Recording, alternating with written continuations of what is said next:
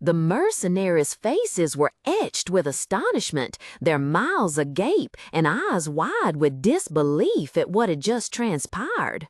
In the middle of the hall, the magic measuring orb still glowed brightly after the attack, flames licking around its surface. A colossal number blazed forth, clear and powerful, 1330. Amidst everyone's attention, Amy Karmis offered a faint, satisfied smile, her eyes gleaming with proud confidence.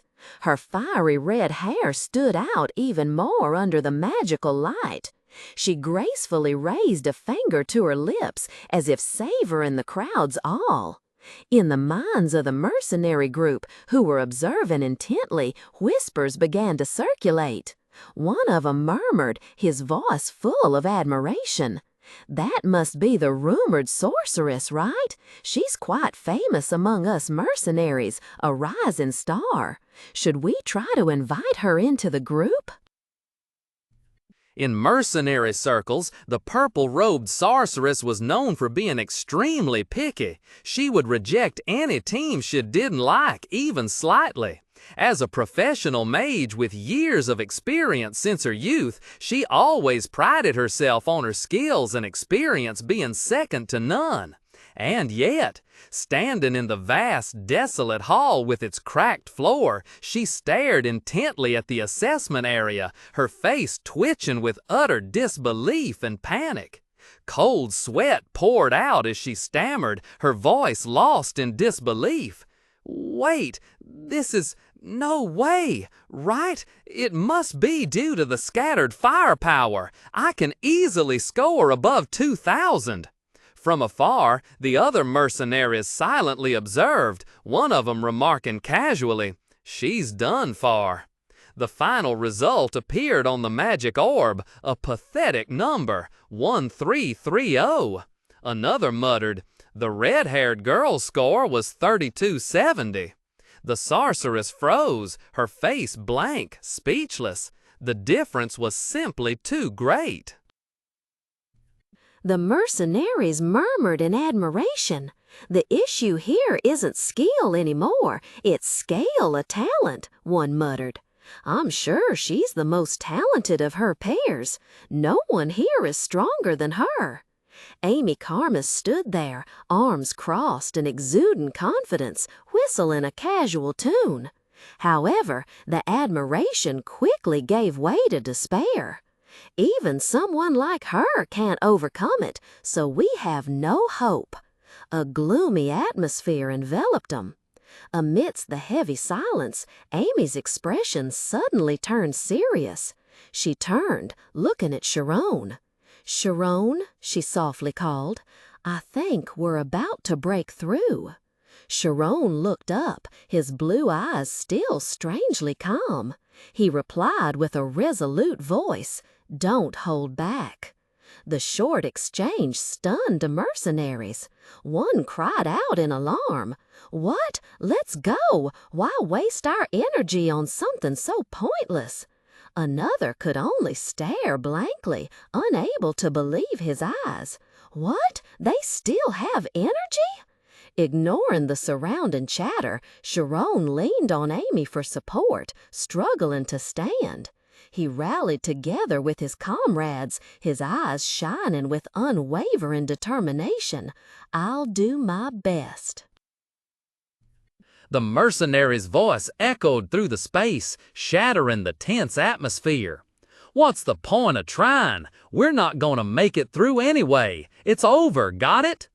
Standing among the group, Sharon frowned slightly at those defeatist words. He thought to himself, "We haven't even tried and he already wants to give up?" Suddenly, a thought struck Sharon like lightning. "Huh?" His blue eyes widened, a cold sweat trickling down his temple. "Don't tell me, the special rules of this room?" He looked at the panicked mercenaries, then at the vast space around them. "Maybe we misunderstood the objective from the start, the reason Miro created this place."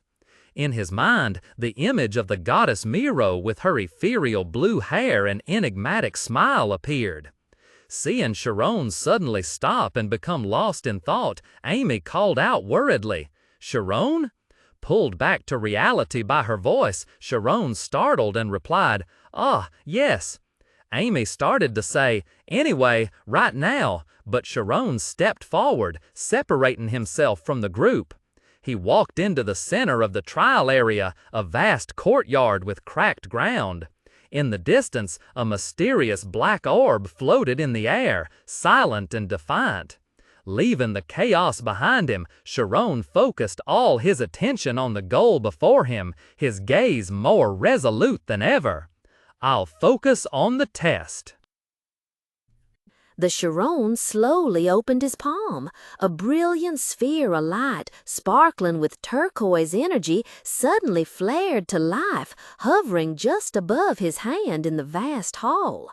The mercenaries standing nearby looked skeptical. One of them spoke up. "Photon emission? How is he supposed to do any damage with that?" But then their faces paled and sweat broke out as they realized something was wrong. "The photon is oscillating," she exclaimed in horror in her mind.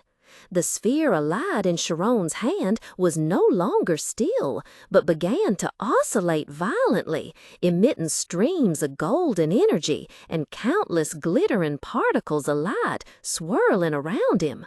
From a distance, Rian, Elzine, and Amy watched tensely. Rian frowned, his eyes full of contemplation as he looked at his friend's magic.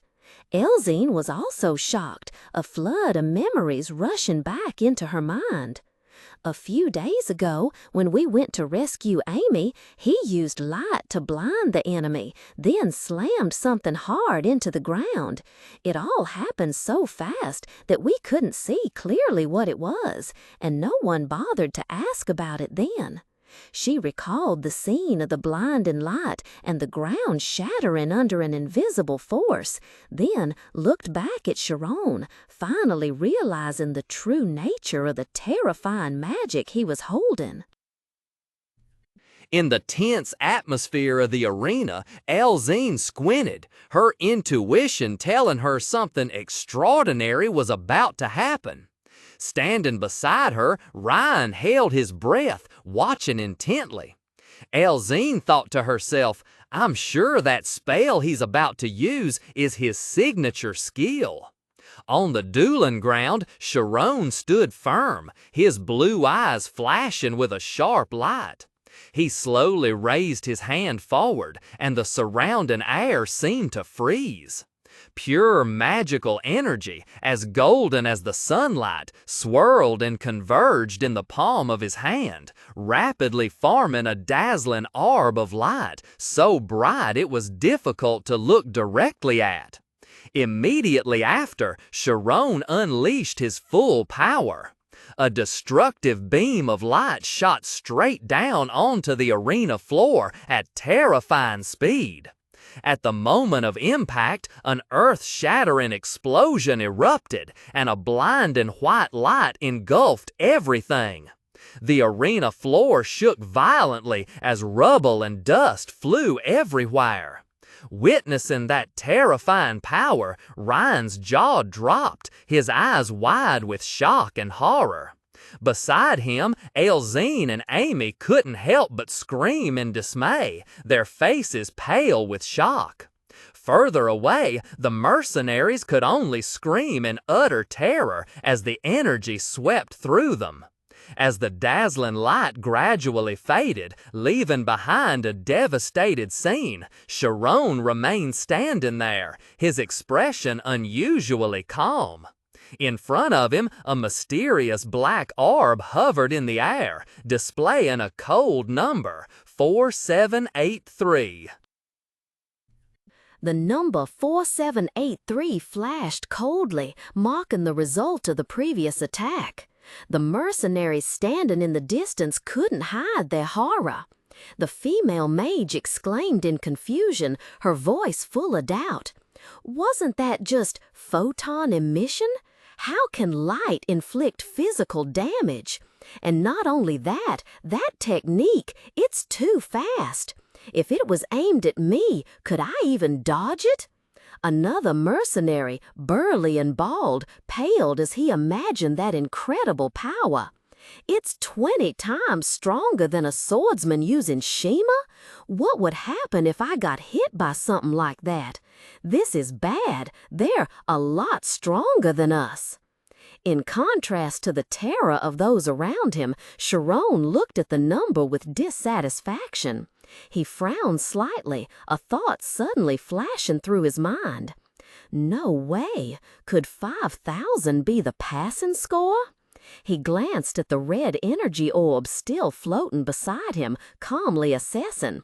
I don't think I can get a higher score with photon cannon. I want to try again. Just as the fire of determination flared in Sharon's bright blue eyes, a burst of gleeful laughter erupted from behind. Amy was clutching her stomach, laughing hysterically, pointing at him. Bah! Now you know how I felt. Sharon thoughtfully proposed a new strategy. How about we try using a laser? Amy turned, a faint smile gracing her lips, and agreed. That's a good idea. Since the damage from the laser can accumulate, let's take a walk around this room and see what happens next. As she finished speaking, her gaze suddenly landed on a mercenary who looked bored and was turning to leave. Hey, she called out, her tone slightly provocative. You weren't planning on leaving already, were you? The mercenary flinched, frowning as he turned around. He muttered irritably, This is pointless, boring, I'm going home. He had just turned on his heel when a comrade rushed over, looking worried. Captain, the man said, his eyes darting to an old man standing silently in the distance. He said we're not allowed to leave until everyone here has been checked. Hearing this, the leader's expression darkened. A dark, purplish aura erupted around him, his eyes flashing menacingly. He gritted his teeth, veins bulging on his temples, his anger turning into an uncontrollable rage. His foot slammed down on the cracked stone floor, creating a harsh sound that echoed throughout the hall. With a murderous expression, he drew his sword from its scabbard, the gleaming blade reflecting the dim light of the room, ready for a violent confrontation. The style leaned slightly toward Sharon, her delicate face etched with worry. She whispered, her voice low enough for only the two of them to hear. Sharon, let's go after those guys are done. I think everyone has realized the purpose of the strange rules in this room now. It's to test the trust between teammates. The eyes of those around them also became tense, silently listening and observing. If you think about it, this is a very strange method of testing, Amy continued, her voice analyzing evenly. Below, the leader was straining, both hands gripping the hilt of his sword tightly, his teeth grinding together as if enduring tremendous pressure. Amy watched the scene, her eyes unwavering. In terms of pure firepower, mages are clearly stronger than swordsmen, but overall, that's not necessarily the case, she explained, recalling the previous results, a swordsman's lackluster score contrasting sharply with a mage's fiery number. Swordsmen can do many things that mages can't. After all, they are suited for different roles. Even the way this test is conducted is problematic. The style swirled in the hot, dry air of the arena. Amidst the echoing clash of weapons, the leader charged straight towards the dark orb. It seemed no one cared about him anymore, Amy thought to herself. If the space were larger, her sniping skills could have been even more effective. She continued to ponder, her inner voice troubled. Although it's unfair, quantifying the damage creates an illusion of fairness. Then, when people receive lower scores than their teammates, they become anxious and, in turn, despise those with even lower scores. A previous memory flashed back. The burly mercenary glaring down at Sharon, roaring, "This is absurd! There's no way I only scored 7 points more than that kid." The harsh truth slowly dawned on Amy.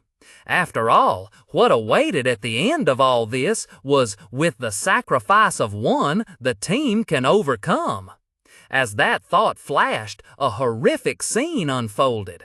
The eyes of the other mercenaries gleamed with a cruel, cold light, fixed on a teammate being stabbed in the back by his comrade. The victim's face was contorted in horror and disbelief. At the same time, the leader slashed at the dark orb, staggering back a few steps. He collapsed, falling onto the dusty arena floor, his face involuntarily staring at the numbers on the orb. His gaze was fixed on the fiery red orb hovering above the stone pedestal, the number 32 glowing mockingly. His breath was heavy, sweat beaded on his forehead, and a bitter, defeated expression was clear on his face. A gloomy atmosphere enveloped the group of mercenaries. They hung their heads low, their pride completely shattered. The swordsman from earlier couldn't contain his frustration and snapped at his comrades. "We're done here, right? We can't do anything more. Let's just get out of here." Standing in a corner, Sharon quietly observed the situation with calm eyes. He turned to Amy, his voice retaining its usual composure. "That group will disband as soon as they leave this place. I don't think we can do much with a group that's about to fall apart, so it's best if we leave too." However, just before turning to leave, a final question popped into Sharon's head. He approached the long-haired mercenary who served as the translator for the group. "Could you translate for me one more time?" The mercenary listlessly raised his head. "Sure, what do you want to say?"